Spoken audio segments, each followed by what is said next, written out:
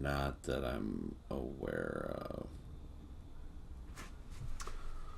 Cause possibly. I mean, if you're watching, it's literally I was too silly to know my schedule. Like, I literally said I didn't look at my calendar. That'll happen. Not looking at your calendar. I did that agreeing to a show and accidentally double booked myself. So that'll happen. That will happen.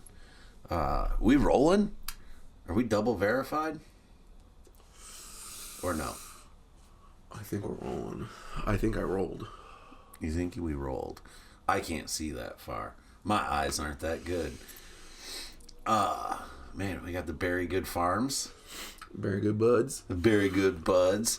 What's going on, guys? It's the Very Good Podcast as we're settling into the shed with nice lighting. We got lighting today. Hope it's not too glary. We got Naked Jake today with the no cap. Ooh. Yeah, no cap. Everybody watches. What are we doing? This is weird, man.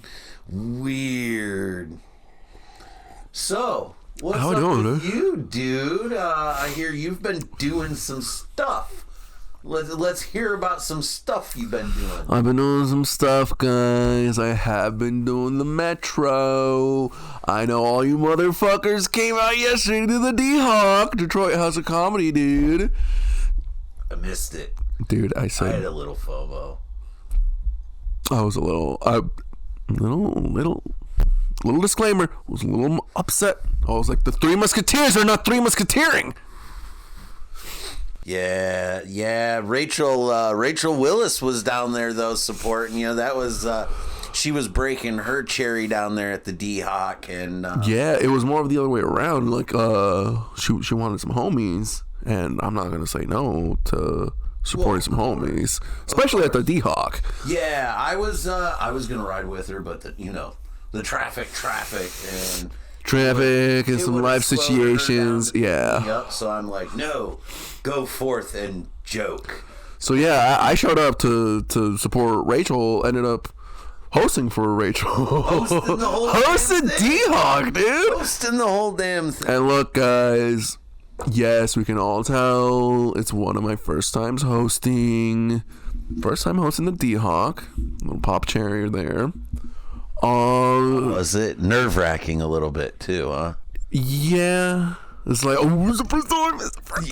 Right. But like I said, I was like, don't let it get to your head. Don't let it get to your head, dude. Like you're just chilling, dude. And don't let the light blind you. Goodness, those lights are bright there at the D-Hawk.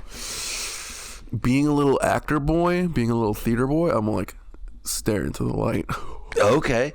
Because then you get that illusion that you're looking at the crowd. Okay.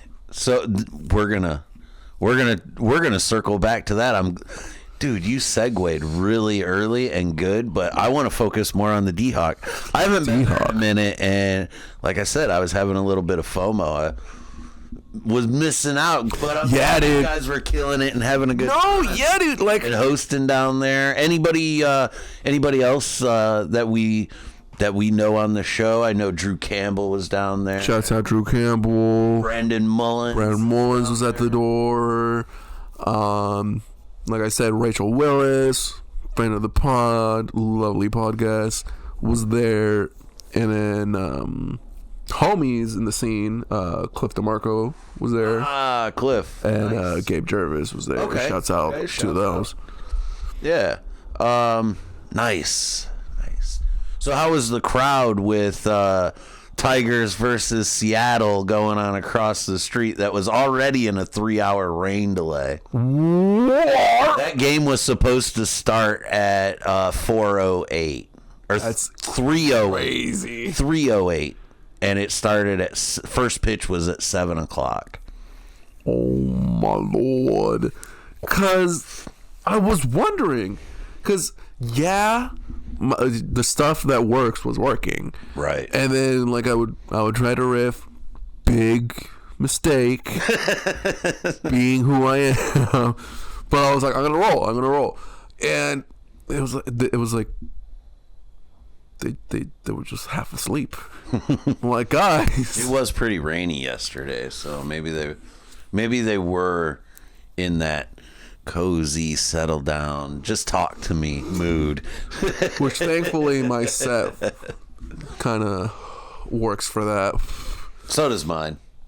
Nice little stories. Funny at several different levels: fast paced, slow paced, long paced. Cause we had a couple new faces. Like I said, like you and I were saying, like we didn't know anybody. Yeah, I had glanced at the list, and like I said, I think I knew 3 people on the list.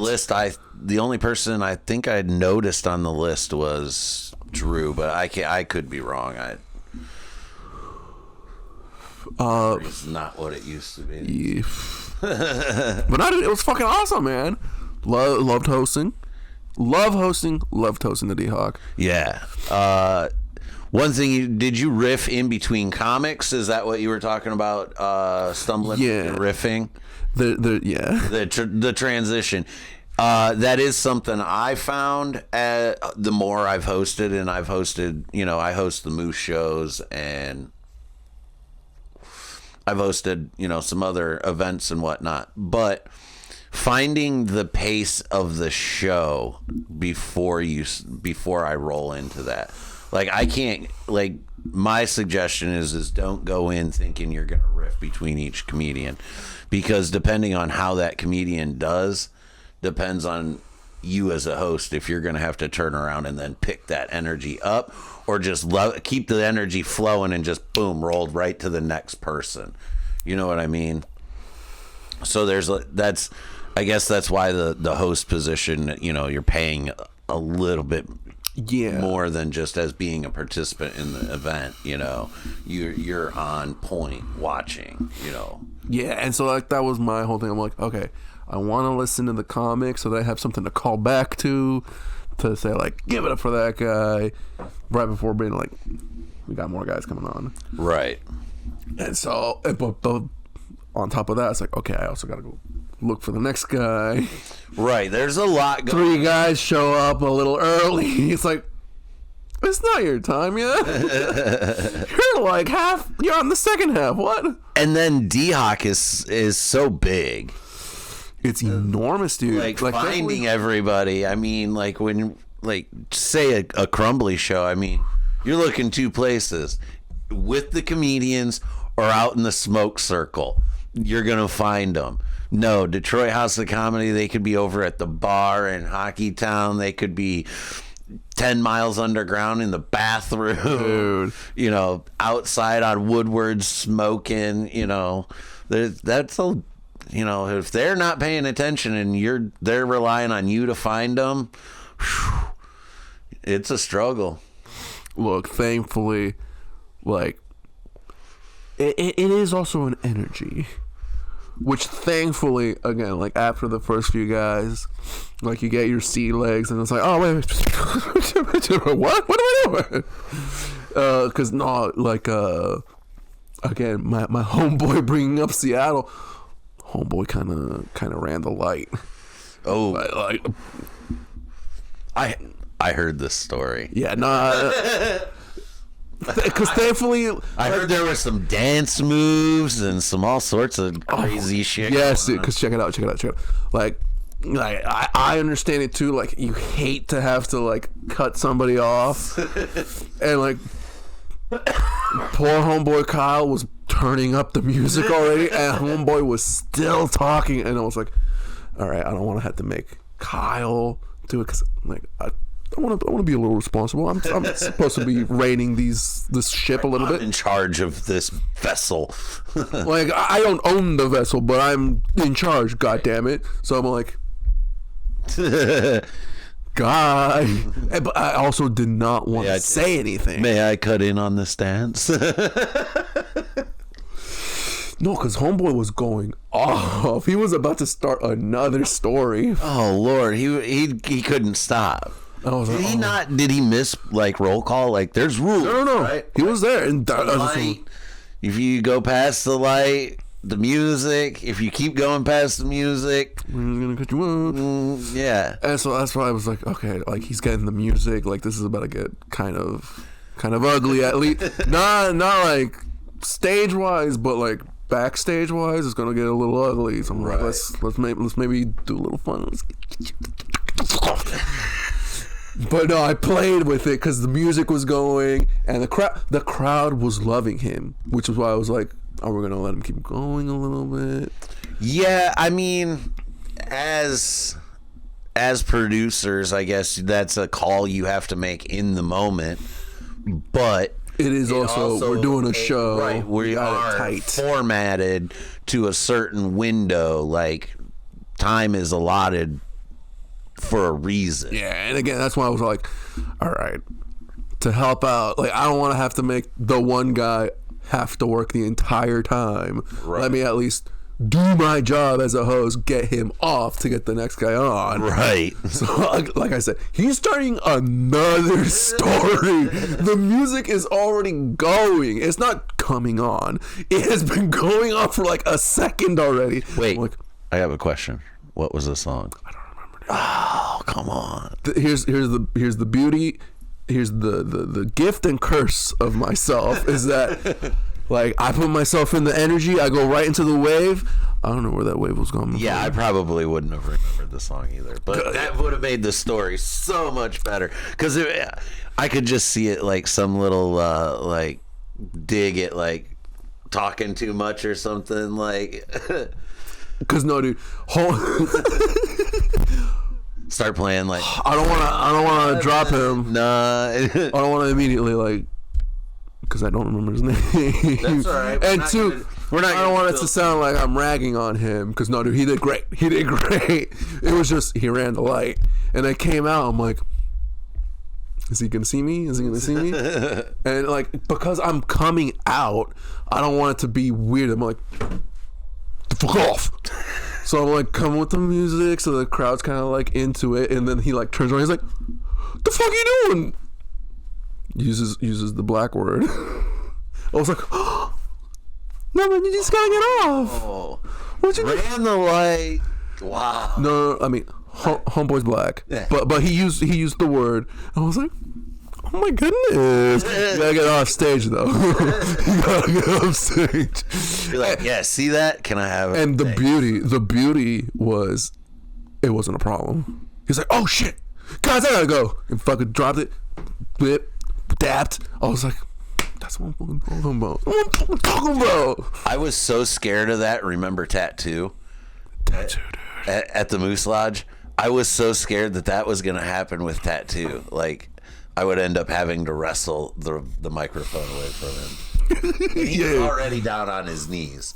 Like I thought that's why I didn't leave like the stage. I stayed right. I knew what I was doing. You knew what was probably gonna happen. Dude, I get it. Nah, dude, fucking I fumbled some guys like nothing shout out. He's like, dude, they're not carrying, so I want to make it sound like they're about to get something real. You say best comedian of da da da da da. I was like, okay. You said da da da da da da da. It's like da da da da da. The weed was wheedling at that point, I'm guessing. Dude, the weed was wheedling at the top of the show, dude. Because, bro, I told guys, can I tell you something? Thank you for saying I did all right, but I was faded as fuck. Because again, I went in. Is there any other way to do comedy? Like, exactly. I went in with no expectations. I'm like, I'll take fucking 80 milligrams right now. Oh. Before coming to the D-Hawk. And so then when I signed up, Rachel got on the list. I was like, we're gonna take a fucking video of her, and then we're gonna record a pod after this. We're gonna go home, boom. But no, I'm fucking hosting. I'm hosting, and so in our celebratory toke outside with Rachel, I'm like, oh, I gotta host. We're halfway through the joint. I was like, fuck. So halfway through my set, dude, I start feeling the cotton mouth. Oh shit. And see, did you not take a drink? take a drink. That was my problem. Always something. Again, I wasn't expecting anything. Water, coffee, booze helps. I'm gonna have to start picking up my old habits again. Like I've been out of the game. I carry a water bottle. Try to keep 2 water bottles in my comedy backpack at all times. Just some 16 ounces. No, they're these little Kroger water bottle things, whatever. That's 16 ounces. Is it? Sure, 16 ounces. Yep. That's 2 cups. I'm not measuring formula like you, dude. I don't know the ounces. It's water. 1 cup is 8 ounces, dude. I knew this before baby formula. I was making sure that my crock pots were good. Oh man! But no, I usually carry my big old jug, which would be 4 bottles. Ooh. And I usually chug that entire thing, especially a New Way Day. A New Way Day. But again, I wasn't expecting anything. I was good. High key, no fucking lies, was just expecting to go support Rachel. I'll support Rachel, and if I get 3-minute lotto spot, so be it. Yeah, dude. I can mumble for 3 minutes. Let's get ready to mumble. What are you gonna do me like that, Jake? Because that was the big problem yesterday too. Oh, was it? Which thankfully not a big problem at the D-Hawk, since they like to fill the front first instead of doing like a whole row first. Oh, yeah. So like thankfully the crowd could hear me pretty well. But I was hearing that in the back it was getting a little hard. I'm like, yeah. So I was like, crank it up. But I think I heard that like second to last guy. I was like, damn it. You're like, great, this feedback would have been awesome an hour ago. No, because yeah, dude. Okay. Little info. Homie DeMarco, always a fun gauge. He's a fun gauge for me. And homie Mullins is definitely the precision take, a precision thermometer. I'm like what's going on? Am I stupid on stage? Cliff? Nah, dude. Fucking keep going. Brandon's all like, smile more. I was like, that makes sense. So you use each of them for different feedback. Yeah. Yeah, okay. Like shouts out to some Seattle homies. I actually don't remember their names. But homies off that in post. Ooh, I do remember their pod. Shouts out to the Paunchcast. But they were talking about how they saw themselves kind of as this one movie had these 2 knights in front of doors.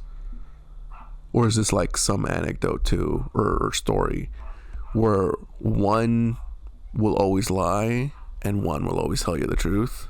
Okay.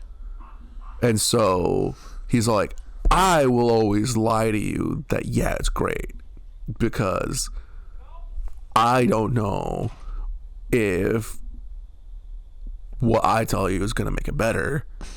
So I'll lie to you and tell you it's great. But homeboy over here is going to tell you that sucked because it's just not funny. Gotcha. And so, like, that's sort of how I also see everybody else. I'm like, what do you give me? Because, dude, especially some of the other homies, I'm like, okay, I know you got great takes on, like, this sort of subject, but when I talk about creativity, it's like it's literally apples and oranges. He's all like, no, dude, it just isn't palatable to everybody. And it's like, but that's the point, kind of. Right. Yeah. Early on, I had gotten some feedback about the way my jokes are, because I'm very story driven. I come up with the funny. It's usually like my funny view of a thing or take on a thing, and then I find the funny, like build the funny around it, like almost like reverse snowball, basically. Like, but yeah, I had someone telling me, to structure my jokes more a different way, and I'm like, that's not me though. That's not rhythmically me. Like, that's not how I deliver it. Like, yeah, you know what I mean? And like I've gotten that jokes, too. Yeah, one line jokes to I guess just what other types of jokes? What do we classify? I don't even know what classifications of jokes. I mean, does that even make me a comedian? Hearing that, I didn't take like a class.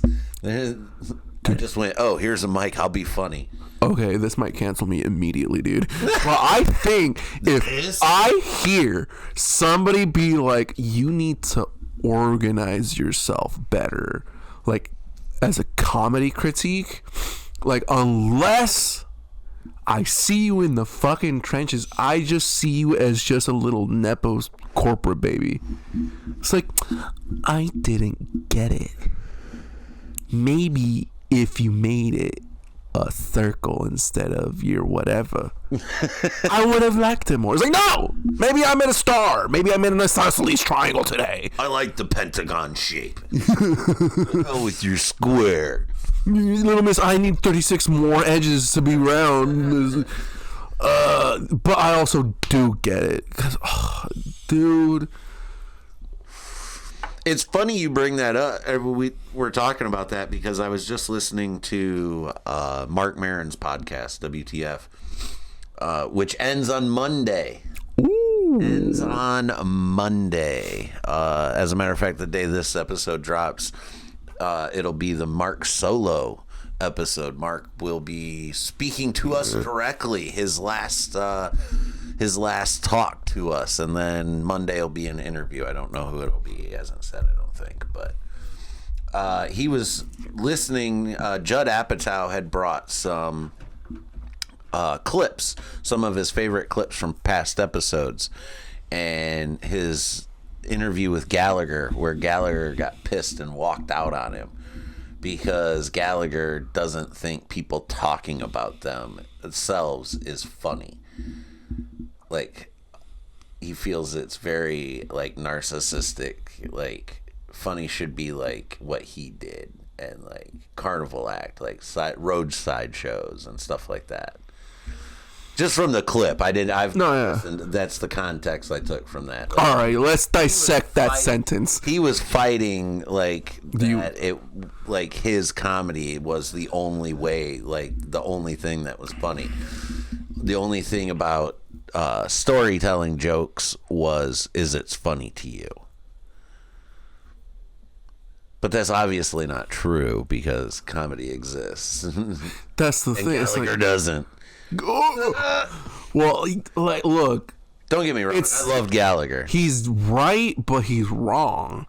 Because, like, this is what I've also heard from other homies that it's like, are you funny or are you entertaining? And, like, I mean, yes, the point is go out to be funny. That's the thing that I struggle with. I can be very funny, but I sometimes struggle to find the entertaining part. Like, how do I transition that? Which is where I'm working on stage to be more entertaining now. Like, I feel like I have content enough to be funny for 20 minutes. But now how do I enhance that by making it entertaining? What's that stank? Right. Like, the way I grab the mic and, start my set, to the way I move. And like, I used to be very anxious and very pacey. Now I kind of have more of I can walk on the stage without like just rocking back and forth and just like doing, I'm giving people an opportunity to kind of just watch and not be like, what's this guy gonna do next? Like, he's very jittery up there. I mean, I guess that's how I look at it. I'm like, God, I can't control myself up there. See, this is the fucking collegiate coming out of me, because this goes back to theater and performing and entertainment, dude. Which is why I was driving this conversation. Which I was kind of trying to like push it a little whiles ago too with some of the other stuff, but talking the lights and stuff, yeah. Yes, 100% the lights.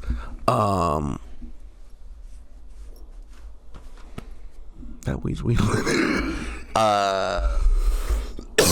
Being a theater boy, and the difference between being funny and entertaining. Well, yeah. But I was more going to. I do the Joey Diaz approach because it actually echoes what one of my professors had said. She was my acting and performing professor. There was like a few other things, but like that was her shtick. Like, what does the performance convey? Right. And like, oh, dude, getting into the meaning of performance, not dialogue, performance. It's like, oh, every movement means something. So like, but is that true with stand-up though? Yes, dude. You think so? Yes. I have a different approach to that with stand-up. I feel like stand-up, there's intentional movements. Not every movement is intentional in stand-up comedy. But see, that is also the beast of stand-up. We're watching a guy be a guy. Right. So that's why at a certain point in a bit, an intentional action is made. Sure, but see, that's why we talk about act-outs. But then there's 10, 15 minutes of a bit that he doesn't have to do anything but just be a guy and talk. So I don't feel like all those movements are acting, like part of an intentional bit. That's just being comfortable on stage. Sure. I guess stage presence is acting in a way. Well, that's the thing, like your stage presence and like what this might be like maybe some Sith shit. Maybe I don't have to follow it word by word, but like some two. No. Movement, stage movement, like especially during a monologue, especially during a pitch, and dude, like half the time doing open mics, it's kind of a self pitch. Like she critiqued like two, three dudes that did like side to side movement. It's like it's visually interesting, but it's kind of distracting. You wanna stand still, like you want to be in a spot, but you want your movement to be in that spot. Right. Okay. Yeah, I see what you're saying. You mean almost climbing because you're staying within the box. Basically. Yeah. I mean, yeah. So you're setting up that fourth wall to basically intentionally break. And so that's why there's in movies, like the focus is usually sharper so you can see any and all movement, because you don't want any movement in the background to distract you. Right. And that's like how we play with and find some of the funnier shit in movies when they do put little shit in the background. You're like, wait, all those Easter eggs. I'm 100% most times trying to scope for something in the background, just because that's just the way my brain works. Because now that's all we do. We stopped doing that. We got to focus on the main plot. More like, main plot's boring to keep watching for 90 minutes. Let's put some background shit too. B plot. That should be in focus. Jake, don't you get me started. But anyways, but yeah, no, that's interesting take on acting and stuff. I brought that up because can't say too much. I know that I signed things today, but I did spend the afternoon, well, all day really, on the set at a studio filming things. Yeah, for a commercial. Not our podcast, apparently. No, it wasn't a podcast. It was a commercial for, I don't know what, when, or where. All I know is I showed up and did the thing they told me to do, and it was fun. And the reason I asked is because basically I didn't have any speaking lines. It was all like body movement, acting, and looking pretty in a chair. So basically, my thing was trying to find like a focal point, and just continually to focus on that, like every take. Like that's what I made my main focus of the day was find a thing and focus on it, basically. And it was interesting, being in the like I said, I can't say too much about it, but I did enjoy being on the set and just watching the creation, like watch different things like sound and the DP and the cinematographer and the director, and like then there's a whole nother, they talk about what is it, Monitor Village or whatever. Okay. Yeah, that's all set up and it's just monitors and it's just a bunch of people watching. Like there's a hair and makeup person watching, there's a like a creative director watching, like there's, and then you've got the client watching. So it's like all this stuff going on in two other rooms away that like you're just waiting to hear feedback from. Acting is very fun because you get to meet a lot of different people. Like I met a wide variety of people from across the state and from out of state. Dude, for real. And just talking creatively with people and learning how they got into it and things like that. It's very, very rewarding to me because it's like just peopling, getting to know people. The acting was just a bonus part of it. Yeah. But it's a lot of sitting around. People don't understand that, and unless you're comfortable with being able to just sit and be alone with like your thoughts, even if you're not talking to people, like just be alone by yourself, it could get rough. Because I think I filmed 2 scenes in the morning and 1 in the afternoon, both scenes before lunch, and was still there till like 5:30. Damn, are you sore? What's that? Are you sore? No. Yeah, I was there literally like from sun up to, it was an 8-hour day. I mean, actors, you can't keep us more than 8 hours unless you pay us more. But right. So yeah, I mean, we did the thing in the time allotted, but yeah, there was a lot of sitting in the afternoon, a lot of lunch, and then got tired with a nap. See, my acting experience was not that. I did a lot of theater. I did a lot of community theater, so we showed up for 2 hours. So that's why that D-Hawk stage is pretty nice for you. I mean, it's literally an old community like theater stage. That's what it is. It's like twice, maybe 3 times as big as the one that I would do shit on, but it's odd for me because I would always play behind the curtain, sometimes in front of the curtain. Oh, you were a behind the scener? No. Oh. Like I'm saying, the stage was the entire stage. Gotcha. I would have to wait for the curtains to open. If there was an in front of the curtain stage set, then we were in the front. And even then, I was like, we're pretty close to the edge over here. At the D-Hawk, it's like, get pretty. Where the fuck is the edge? You get close and personal, huh? Yeah. I mean, did you use the stage? No, and that's what I was saying. Like, I kind of tend to stay in one spot.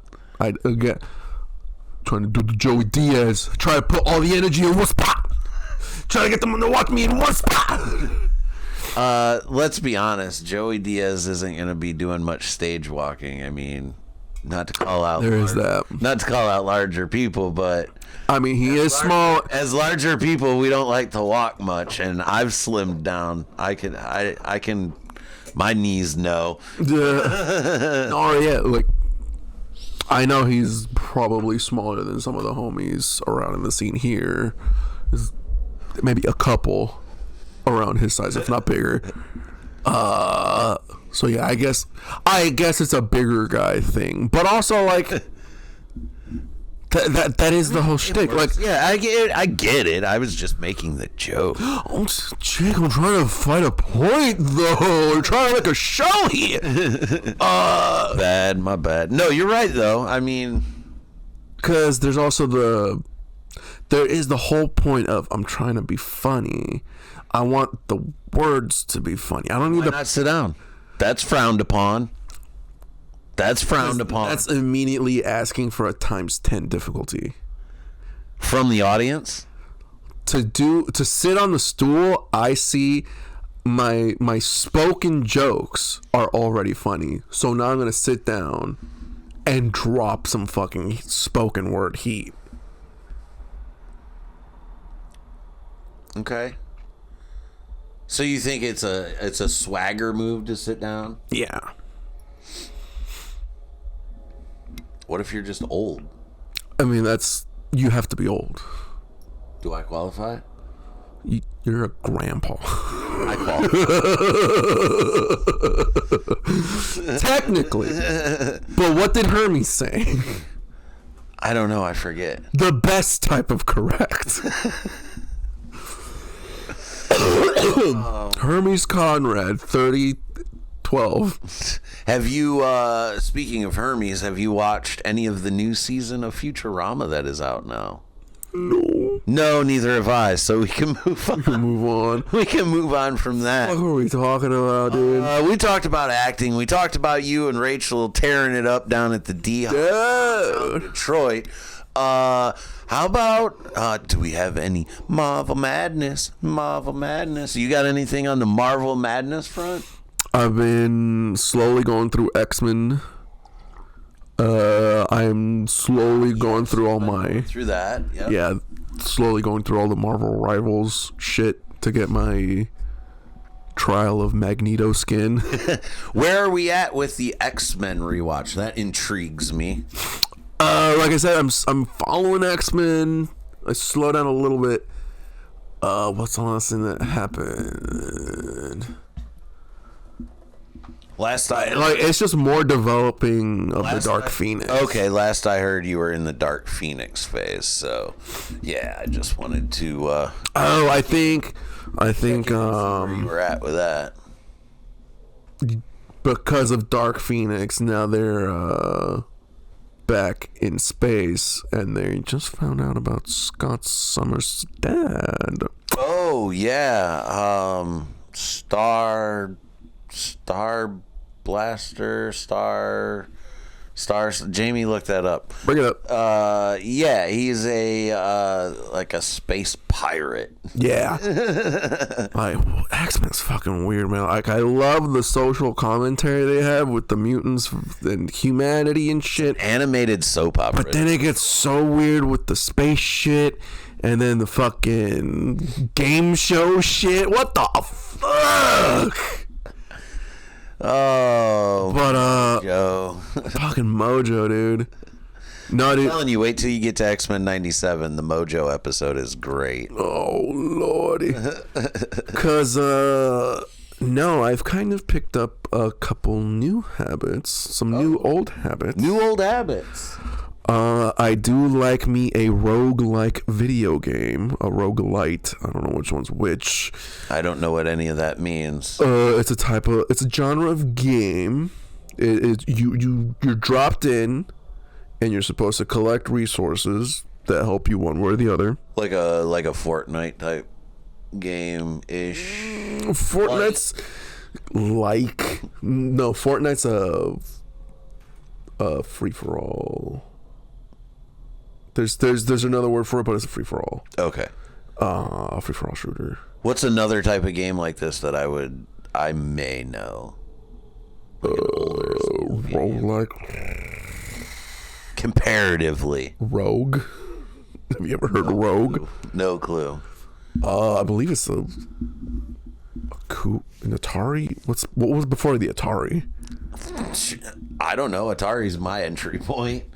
Commodore. I think it's like a Commodore. 64 was like a like before the Mac too. That was like the PC version. Yeah, I think it was a Commodore. It was on the Commodore. Okay. So you parachute in. You got to collect resources. Is it like missions or like? No, not at all. It's a get to the end, and it's well, look, it depends. But yeah, it's basically that ambiguous. It's like you're dropped in, and it's like get to the end, and it's whatever it could be. Usually, it's get to the boss, but you're in the middle of a giant map. You gotta look around the map. There's monsters coming in the entire time, and like I said, try to get items, weapons, equipment to fucking help you out. Okay. And you got a timer that'll either you can play different characters and shit usually, and each run is randomly generated. Okay. So it's basically like this garage is like fucking throw some shit into the fucking yard. Gotcha. And then it's like go up to the park and fight the boss. Yeah. Gotcha. So you've been doing a lot of gaming of that. There's this new one called Megabonk. And look, dude, it's kind of. I might have to close the windows in the shed, dude. My head is getting serious. Look, we're finally getting some Michigan fall weather around here. Fortnite is a battle royale. Okay, battle royale. They have actually made Tetris battle royale. Tetris? Have you ever had versus Tetris? Yes. So the early entry into that was Dr. Mario. Ooh. When it was the 2-player Dr. Mario, and then I think Tetris. The original Nintendo Tetris 1, I don't think had 2-player. Yeah, I think it was Tetris 2 had the 2-player. I think. I could be wrong. Either way. I know Dr. Mario did have a versus level. Because they just took that and they made it to 100. So you fight either 99 or 98 other people, and they're gonna throw shit at you, and you're gonna throw shit at them. Gotcha. And you have so to see. You're dropping, basically, you're choosing what to drop on what person to try to mess them up, basically. And that's how you Tetris Battle Royale. Gotcha. You get the winner chicken dinner. Seems pretty fun. 99 others would be a little too difficult. I'd basically be playing defense the whole time. See, because what was I just telling you about?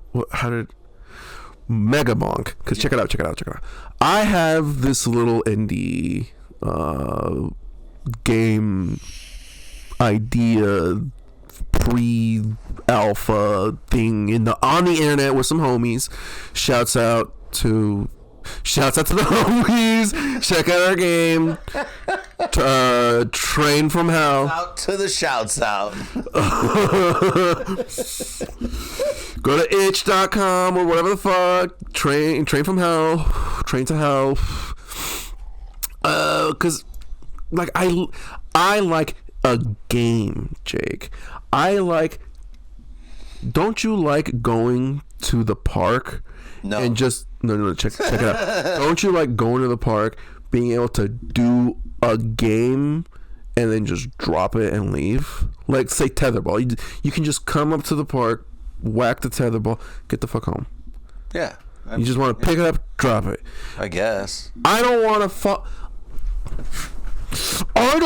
fucking game where I start and I basically play that I'm gonna go to the park, get shit to do, go to do my game, but I have a cutscene to find out why I have to go shoot shit.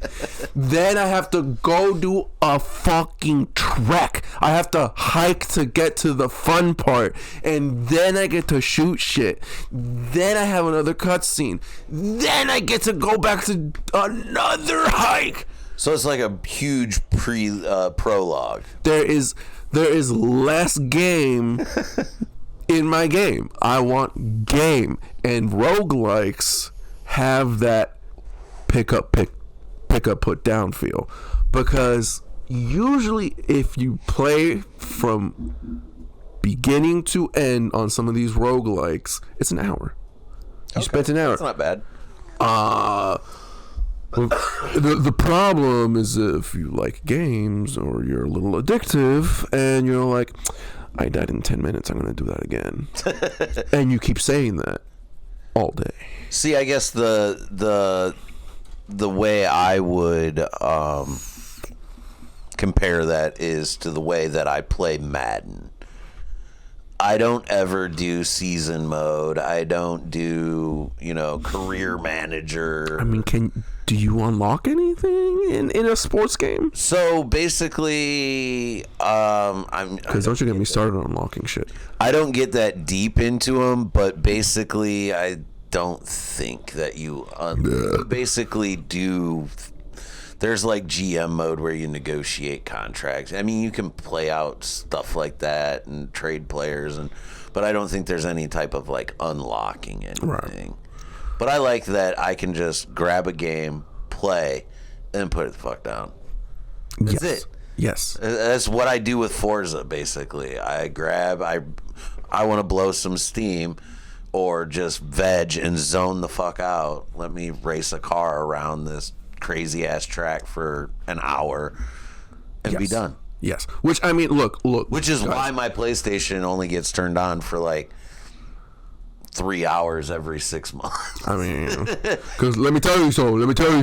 It's not to say that story games are bad, but can we stop calling them games? Can we just call them movies? Can we call them movies or shows, please? Can we call them interactive books? Interactive entertainment.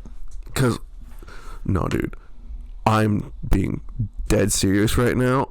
I got 2 videos on my feed earlier from a couple of my games. I was sobbing. I was actually sobbing in my living room off of somebody putting... Emotional, huh? Dude, they're so fucking good. I think it was... so lifelike and cinematic now. Dude. So good. No, and here's the thing. No, because here's the fucking thing, Jake. The thing that video games taught me at an early age is that you can tell story. You can tell a great story, and it doesn't have to be grandiose or crazy. It just has to be fucking good. It just has to be fucking... I'm about to be 30 fucking years old. Pokemon Gen 1, Pokemon Blue, Red, and Green, and Yellow came out 1994, dude. The story is still fucking good, dude. The Simpsons came out in 1980 whatever, and they're still going. So they're still going. Are they good? That's a matter of opinion. Why? Have you been to Krispy Kreme? Was it crispy? What? Have you had a Krispy Kreme? Have I had a Krispy Kreme? It's been a minute, but yes, I'm familiar with the donuts, and when the sign is on and they're fresh and warm. Was it crispy? Yeah. That's what I'm saying. Megabunk, dude. Megabunk. Back to why I was bringing up my game. Megabunk has this super dead simple. It's so stupid simple. It's like, oh my god, the simplicity makes it so easy to get into, because you're just walking around, jumping, and crouching. Your crouching can make you slide if you're on like an exercise game, and I don't know that I'm into that. No, it's more an exploring game with the same beat the boss. But like I said, you're just walking around because you don't attack. You're attacking the entire time, but your character's doing that on its own. Like I said, all you do is move around, jump, and crouch. And you got to know your terrain a little bit because, like I said, a little incline will let you slide. And that's how you get speed. And you want speed because guess what? If you become the skeleton, your damage comes off of your speed because you're on a skateboard, dude. You kickflip on the haters. It's fucking great. Oh, wow. So, dude, you should play Mega Bonk. I've spent way too much time. Well, I just found out about it on Sunday. I've put in maybe 50 hours already. There's a game that I found out about that actually interests me a little bit more, and that's a DC game. It's like a DC fighter game. Is it Injustice? Say that again. Injustice? No, this is a new mobile game that you can play on your phone. It's like a Batman. You can collect the whole Bat family. Robin, Red Robin, Dick Grayson, whatever. Now it's cute and all. I saw it advertised on New Rock Stars, I believe is the YouTube channel I saw it on, because that leads me into some other DC stuff away from gaming. No real Marvel news, but DC's got Peacemaker Season 2 out right now. Were you a follower of the Suicide Squad movies and the Peacemaker Season 1? No, I'm not following Peacemaker. But I because again, I am more of a binger. I would prefer to probably jump into it when it's all done. And not it. Like, I need to watch the entire performance of John Cena, like, from A to Z, dude. Because, dude... Do you? I need to, bro. I need to, bro. I don't know fuck what you say, man, but he's our Hulk Hogan, bro. He's our 90s... 95 to 2000s, homies. Fucking rise up. John Cena's our Hulk Hogan, bro. He's our fucking Macho Man Randy Savage. I know we can't fucking see him. Apparently he's super handsome. Apparently he's a really handsome man. He's a very multilingual boy, actually. But don't you fucking find me. Don't you fucking come at my boy John Cena. Don't you fucking come at my boy John Cena. Listen, okay, so here's where I'm getting at with this. I didn't watch the Suicide movies and things like that, but once James Gunn laid out the slate for the first phase, shouts out Pilatro, and what's canon and not, I decided, okay, how am I going to take in this Peacemaker information without being completely forced to watch it? And thank you to New Rock Stars, because I've been binge watching their recaps and Easter eggs videos. So they give me enough of the story and enough clips from the show to get a feel, a vibe, and context that I don't have to watch the show. I will say this, the show itself seems very good at the story it's telling. I like some of the characters in the show that I've only seen through the recap videos. But apparently this Peacemaker Season 2 is going to directly set up Superman Man of Tomorrow. Or I guess it's not called Superman, it's just called Man of Tomorrow. Okay. The next Superman movie, which is going to supposedly be a Superman Lex Luthor team up movie. They're going to need each other's help, basically. I don't know. We'll see how that goes. But Lex Luthor has already, spoiler alert, already appeared once in Peacemaker Season 2 as a prisoner at Belle Reve. Because the events of Peacemaker Season 2 pick up directly after Superman, the movie. I see. That came out this summer. So definitely check out Superman. if you don't want to watch Peacemaker, New Rock Stars and that team over there, they do a great job breaking videos down. Good one to check out. Again, I won't watch the series probably. And the series finale, or season finale, which airs the same day this comes out tonight, is going to be an hour long. And most of them have been like 30 to 40 minutes, I believe. Got it. Yeah. And I still got 2 more episodes of Invincible to go.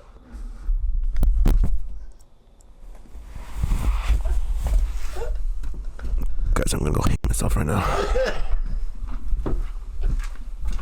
No, wait, come back. Come back. Wait, come back. You know what, man? You know what? 2 episodes. I promise. Right to the front of the row. Right to the front of the row. Yeah, it wasn't capable of even 100, dude. I can't believe it, dude. We're knocking things over. Nah, dude.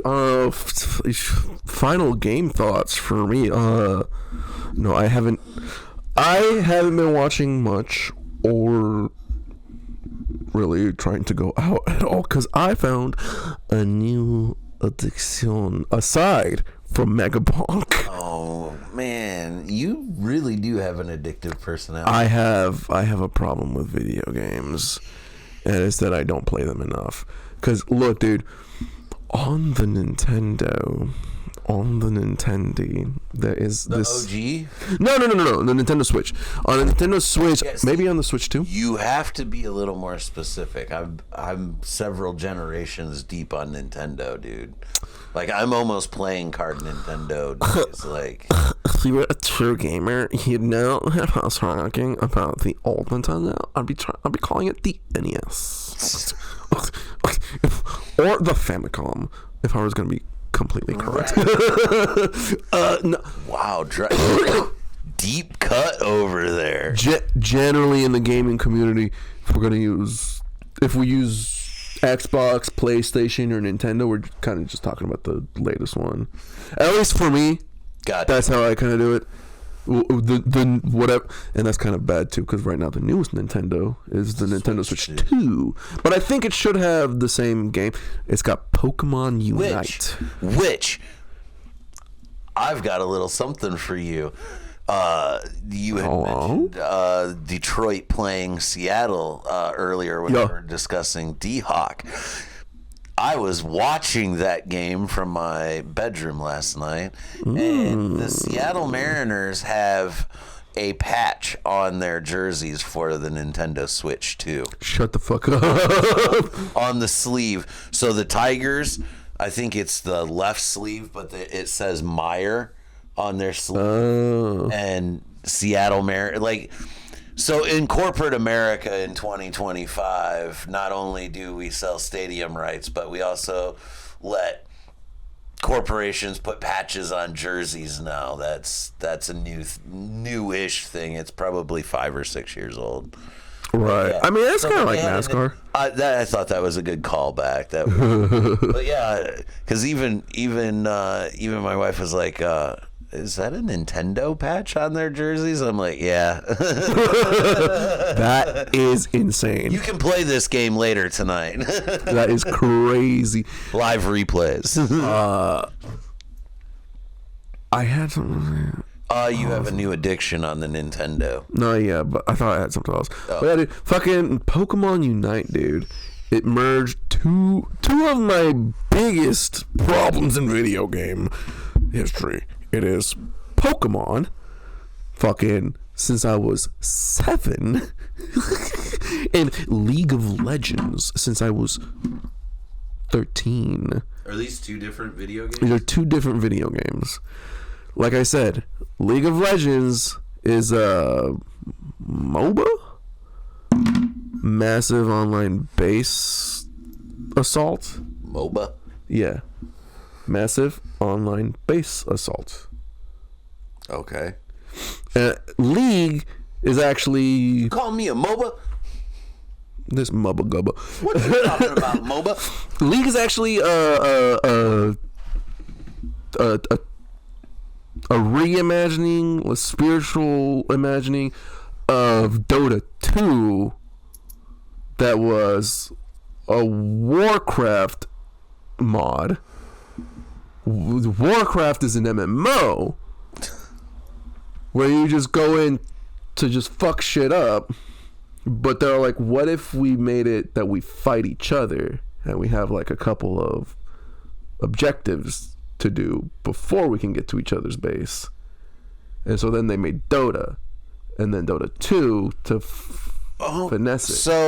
So there was an old game on Sega. I think we talked about this before. It was called Herzog, where you have a main base. Okay. And then there's 4 like you get like 4 easy bases, and then there's like 9 bases or 10 bases throughout.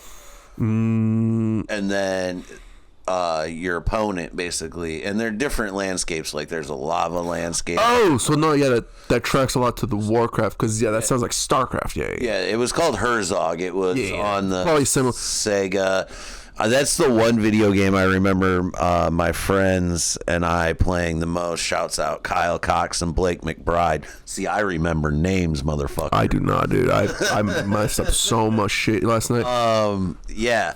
But we would play that game for like, some games would take 6-8 hours. We'd start it one day and I'd go back over there to his house the next day and it'd still be on. We're playing this. No, yeah, it's like crazier Risk. Cause no, yeah, dude. Like right now, video game wise, I have StarCraft 2, and it's exactly that.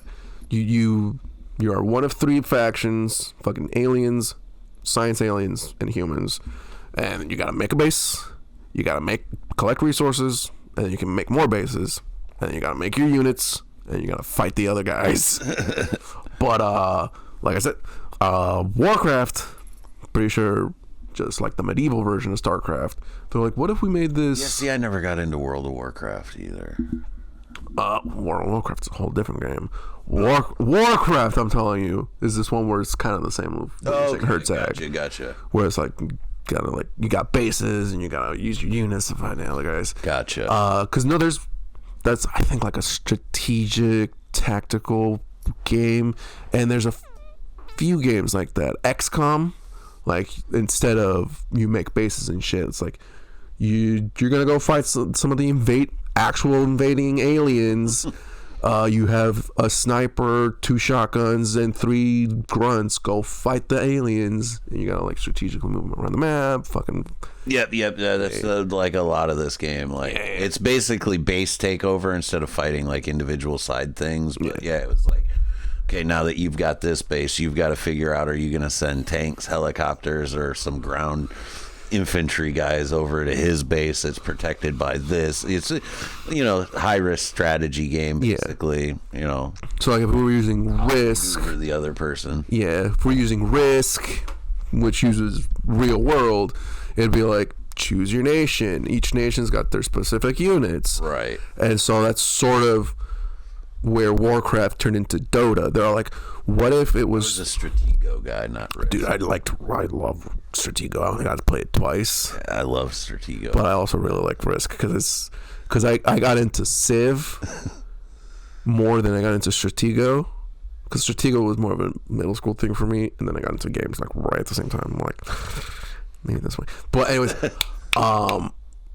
like I was saying, in Warcraft, they're like, what if instead of playing with all the other pawns and shit, we just play with the fucking leaders, and we use the leaders to fight 2 teams, and we fight our bases.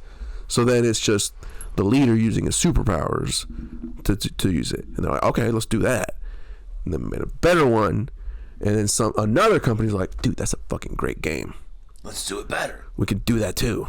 And so they did that. League of Legends born. I think that's in like 2010s or something. Gotcha. That's when I show up.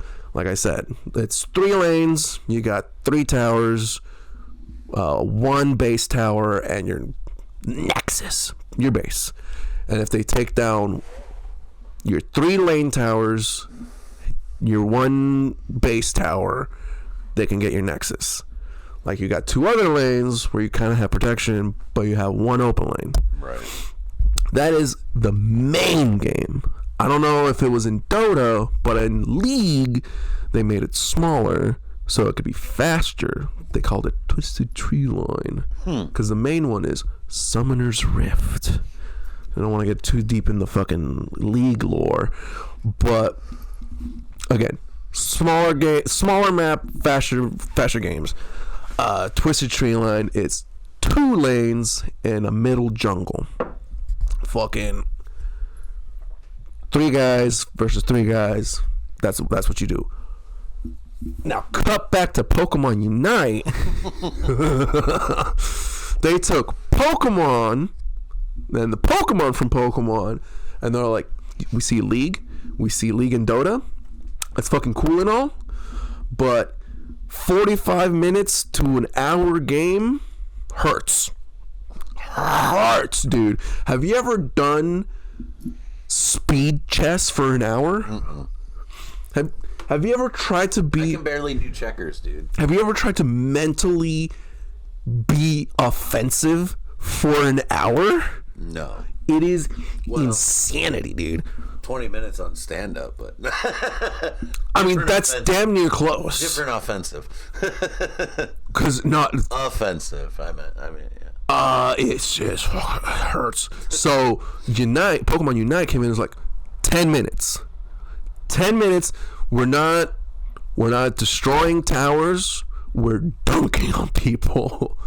You still kill the enemy, but killing the enemy gives you the points to take out a tower instead of now you gotta get everybody out, get your fucking wave in. Just a different version of a little different version. And dude, I feel like the adults at the children's playground. I'm like, who the fuck do you guys think you are? I stepped away for 1 minute and my team is down? My team is down? What the fuck? So, dude, I just fucking, like, crack my knuckles, go in, fucking evolve, and I just dunk on these motherfuckers. Like, what was that, Billy Madison? Yeah. When he goes to the playground. Oh, you're all in big trouble now.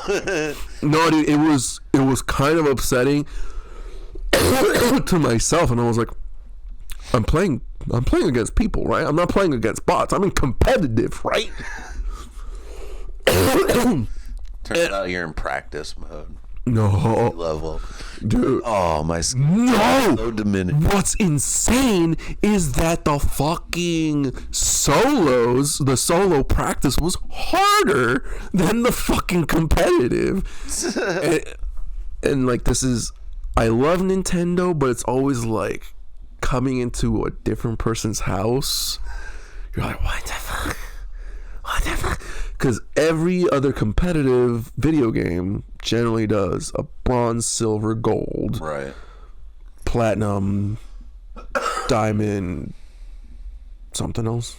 But you get it. And then it's like challenger and then grandmaster. Right. Pokemon Unite came in with a little different. It's beginner, veteran, expert, or the other way around. Like, I mean, that kind of sounds accurate-ish. Yeah. Just different terminology. Beginner, expert, veteran, and then grandmaster. Video games made me learn what those words meant. Yo. Growing up, I'm like, what does moderate mean? Dude, play Skyrim. No. It taught me. No.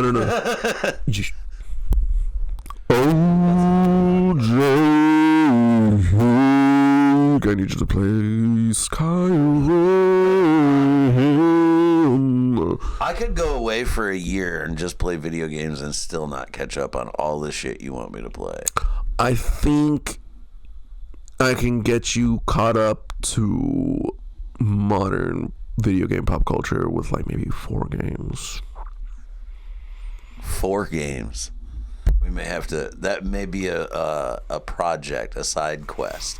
Side quest. We love side quests.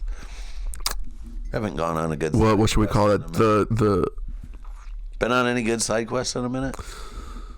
that D-Hawk side quest. You're like, this is not the path I've chosen to go. Not with all these eddies in me. Dude. And then Rachel gave me another Eddie after the show. Oh, speaking of eddies, have you, you're a tick and talker. TikToker. Have you seen, if you haven't, you will soon because I'm mentioning it. Have you seen the TikTok trend where you take a gummy edible and put it in water and put it in the microwave for like 15 to 20 seconds and then pour it in a drink? Ew. I did it. Again, I have a hard time sometimes just knowing if gummies hit me in general. Mm-hmm. But I did it and poured it in my morning coffee, and it just made my morning coffee taste like grape. I don't know if I necessarily felt like the effects of it. It was kind of counterproductive. I was drinking coffee and it wasn't relaxing. Yeah. Edibles, so I'm, Yeah. No. No. I for one, I do not like putting Eddie syrup into my coffee. I have done that one too many times and greened the fuck out. Yeah, huh? I have greened out 4 times. 3 of those times were with my fucking coffee being fucked. I don't know what greening out is. I don't know if I've ever greened out. It is not blacking out. Blacking out, you might not even be there for the worst part. Right. Greening out, you are there for every picosecond. Oh, okay. So Imagine the highest you've ever been. So you're calling it greening out. I called what nerds ropes when they first came out, and they were like extremely dangerously high THC values and whatnot. I don't know. Or maybe it was just my first time having a nerds rope edible and not in a brownie like I had in the past. But I took this big bite and I'm like, I don't know how much to dose it out. So I just took this big bite. And probably literally like an hour later, I was just like crying, rocking for no reason, none, just crying, and rocking, I don't know why I feel like this. I feel like I'm going insane. No, I think you greened out.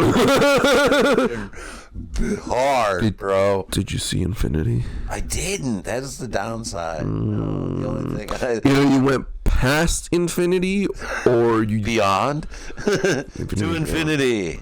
No, we better not say that. We don't want Disney to copyright us. Oh fuck. Cause yeah, dude, that's how I generally know I've gone too far. I see Infinity.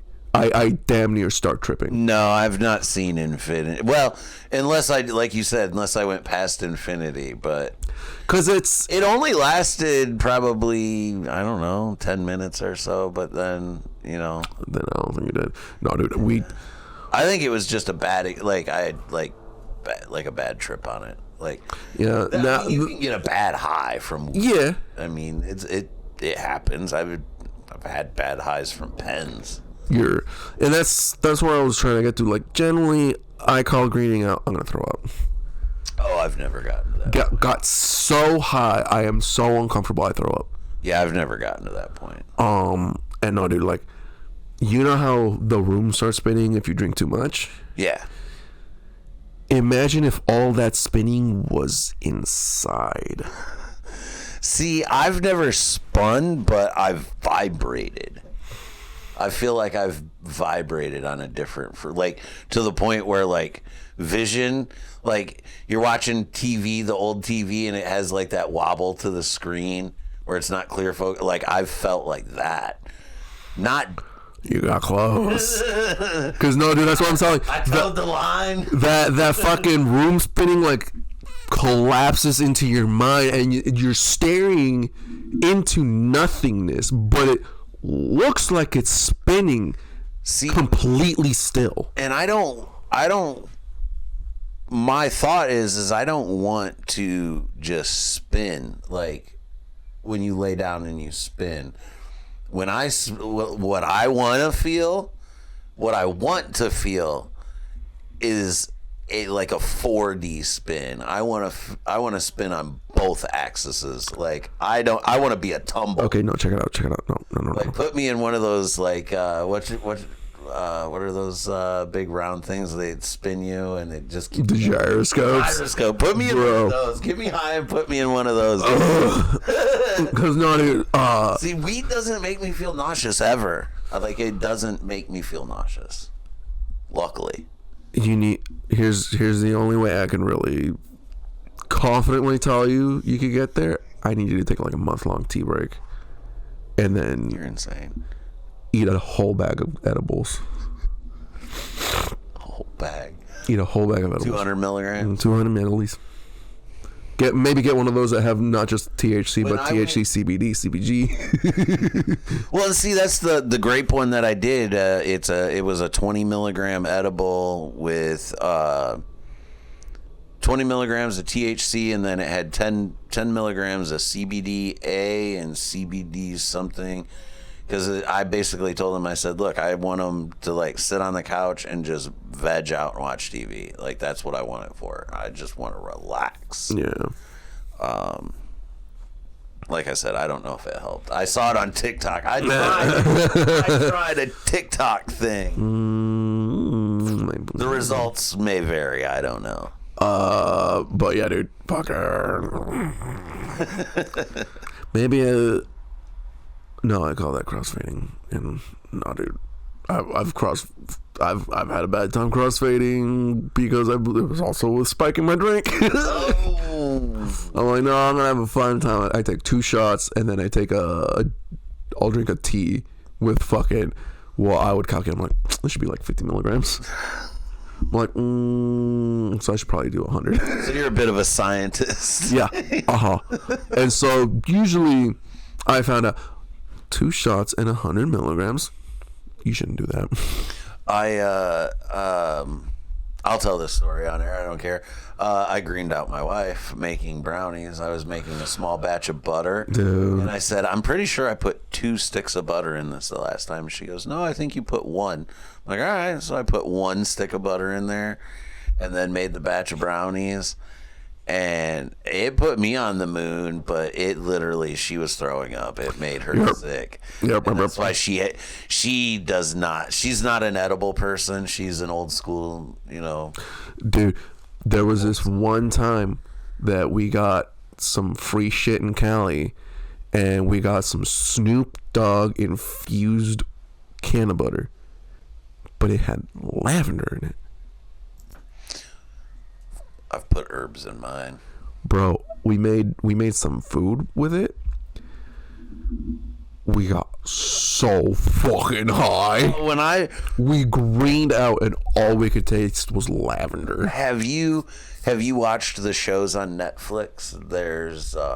There's some competition shows, cooking with cannabis on Netflix. Yeah. Those were some really cool shows and got me thinking, like, dude, that would be so cool to have like a restaurant that's like a consumption lounge. That's what you do, is just like you plan, you're gonna be there for like 4 hours or whatever the legal laws are or whatever, but you're coming in and you're getting fucked up. Yeah. I'd like to sample one of those meals, but again, I'd probably have to take like some sort of tea break. Yeah, because I'd be hearing some of their recipes and they're like, this sauce has 5 milligrams of THC and this pasta sauce has 7 milligrams of THC. And I'm like, you guys are going to eat 20 milligrams of THC by the end of this? What the fuck? Right. And all that pasta, like, that's not, like, I take 60 at a time, bro. Yeah, I'm like, 30 at least, bro. What the fuck? But I mean, after doing some infusing and some spiking here and there, I was like, you know what? Maybe 20 milligrams isn't that bad. Yeah, probably not. I mean, Holy shit, dude! Like that. Like I said, I did do some scientisting. I got 2 of my managers baked, and I'm again, dude, on the very good buds. On the very good bakes. Oh. Because again, little asthma boy. Oh, I've got some. I got some eggs. You could bake some. You could bake some things and barter back and forth. Mayhaps. But yeah, dude, Cookies and brownies are always welcomed. Dude, you know that a blue collar worker who likes weed, he doesn't smoke like no casual, bro. He doesn't smoke like no casual, dude. Mm-hmm. And I gave them one. I was making pancakes. Because, again, little science boy. Syrup or the batter? No, it's just batter. Ah. So you would just eat a pancake. Like I'd make like 30 pancakes, and I'd put in a bunch of butter. So it'd be like a pancake's gonna be like 15 milligrams at least. 30 if some of the butter stuck to some of the clumps. Right. And they just the way I would make them and the way the batter works, they would have. Do you like lemon cream cookies? They tasted like lemon cream cookies. Kitchen I worked in, we made lemon basil pancakes for brunch. Dude, was it lemon basil? Lemon basil sounds crazy. Lemon rosemary? It was lemon and an herb. I need to taste this because lemon herb pancakes. Yeah, I mean, would you put like savory shit on top? Yeah. It would get. I don't know. Either way, I have to go back and look at my menu notes of restaurants that I've worked at. Yeah. Shit. I got all sorts of fucking. You know how it is. You got to study the menu. And yeah. Try to remember that shit when the weed's not wheedling. Yeah. Until it kicks into second nature. And you're just like, oh yeah, that's this. When it becomes no technique. Right. What's it called? Yeah, dude. My one homie got the lemon pancakes. I tried to hang out with him for 2 hours. We were playing this game, that game. And we're like, when are these fucking animals gonna kick in? And I was like, well, shit, dude. Oh, it was the scene. It was the scene from. No. This was legit just one of my my manager. Right, but I'm just saying, it was like you guys were waiting for it to kick in, and then all of a sudden, just bam. Yeah, like dude. Wolf of Wall Street when they're waiting for the. Let's fucking quit these. Dude, you're like, literally, it's gonna hit, man. Where's these?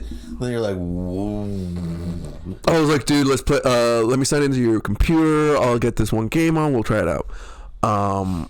Didn't work. He paid for he had to buy the game. He's like, I'll finesse it. I don't have to play for it. And then it turned out, I was like, oh no, we can't.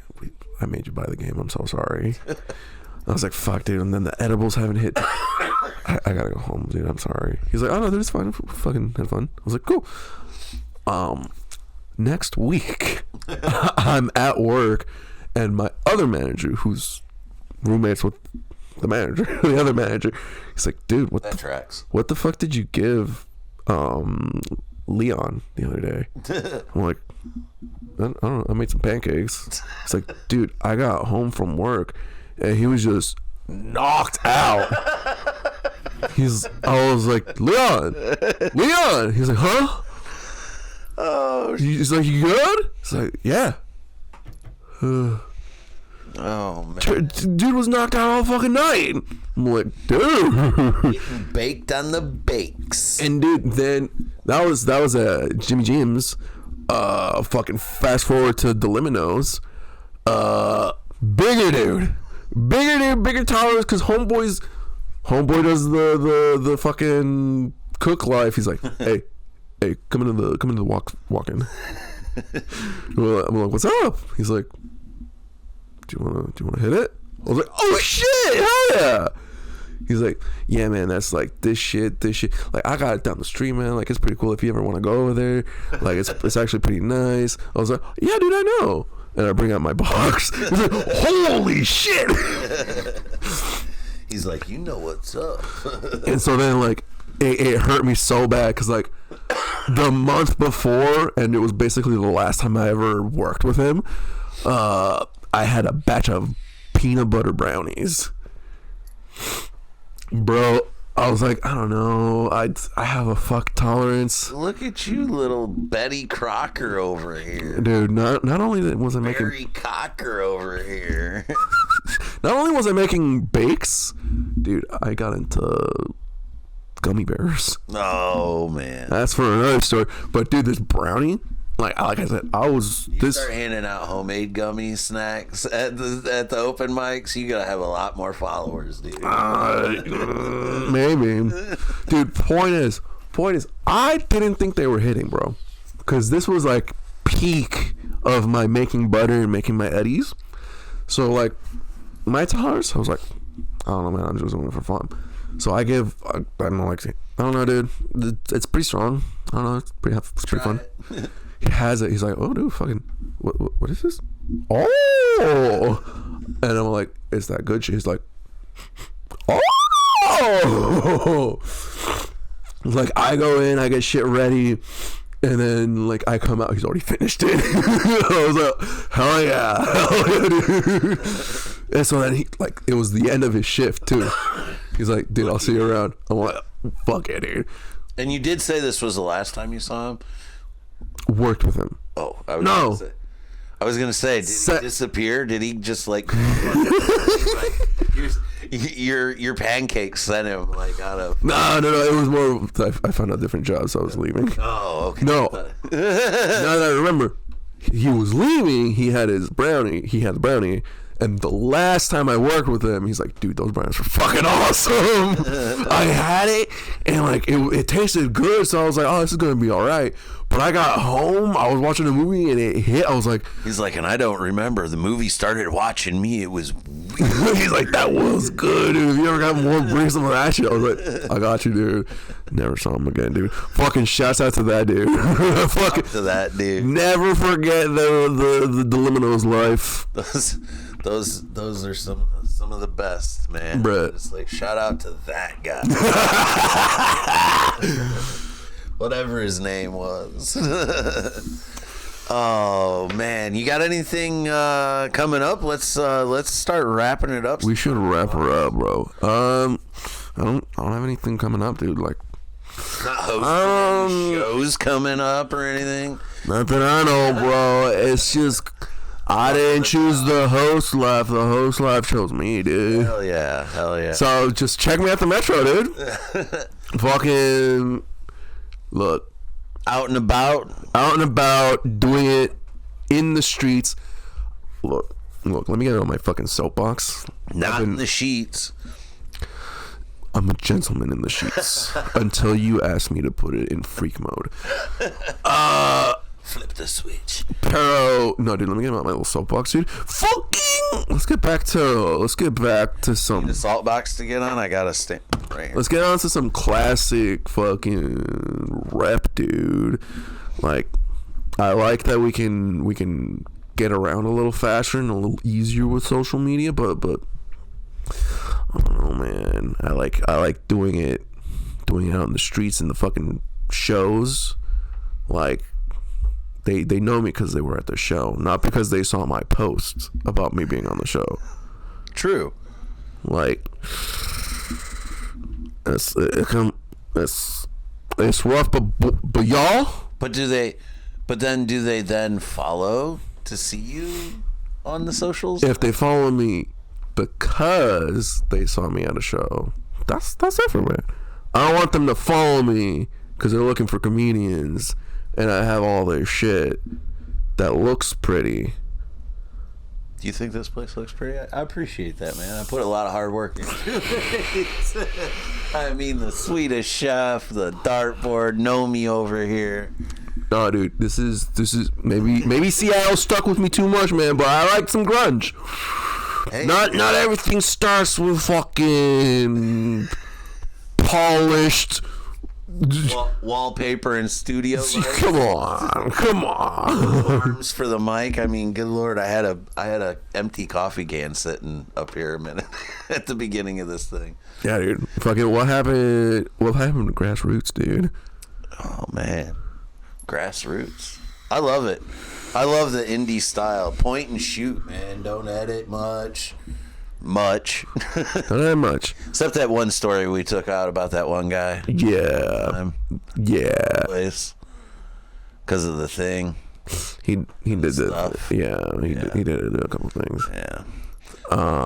Any other final thoughts? Are you off your soapbox? Is it soap or salt? I don't know. I mean, debate for another day, I think. I'm gonna say salt box because it's historic. Salt is historically more important than soap. Soap's very important, though. But did salt come in wood boxes like that, though? I would think so. What's easier, a wood box or a clay pot? I thought salt came in bags. In bags? Back in the day, yeah. But I could be wrong. I don't know. Jamie, look that up. But anyways, off the box. Anything else you got coming up? Shouts out you want to do? No, just look, again, check me out at the Metro. Support your local comedy. Hell yeah. Let's see. What do I have coming up show-wise? On the 15th, Wednesday the 15th, I'll be down in Lima, Ohio with Rachel Willis. Dude! Doing the Vibe show down there. Ooh. Putting that on. I believe it's $10 to get in. Maybe check the links on my socials. Don't quote me on the price. It's either $10 or $15 to get in the door. There's 6 comedians on the lineup. It's stacked. And we're from all over. Some Fort Wayne comedians, dude. A Midwest lineup. Fuck yeah. Toledo comedians, Detroit comedians. There's gonna be a good lineup there. And then on the 24th, Friday the 24th, I'll be doing the Diva Cup at the movies. That's right up my alley. Y'all, I'm following already. You guys already saw me in the group chat. Look, let me know your itinerary and maybe we could just swap places. If you want. So I'll give you my spot. And I'll go out there to the Westies. I'm gonna have to talk to the lawyers. Get legal involved. Yeah. But I'll be doing that show on Friday, and then Saturday the 25th, we've got the Ghoul Power All Femme Booby Bash show at the Moose Lodge, hosted showcase show. They'll be in costumes, so come out and see who they are.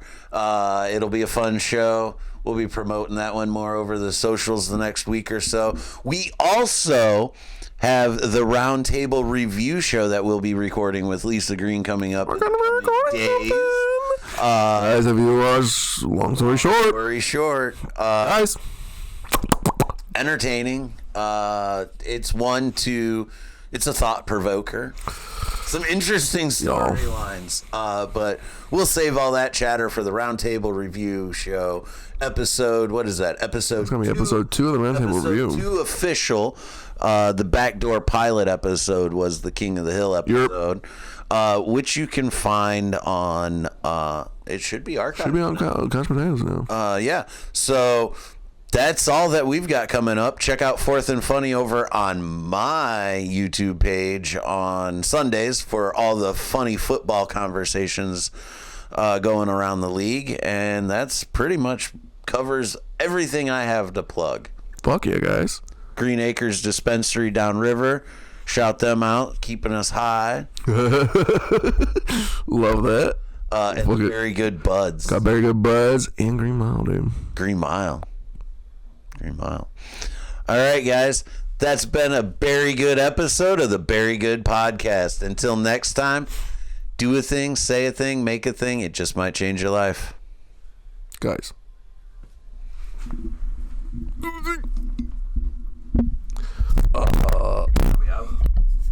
We're fading. We're fading. He's fading. Is it green? Am I greening out? I'm greening out. Dude, no, for real, bro. Like, man, how can I want to green you out just so? Fucking Just so you head know. is freezing.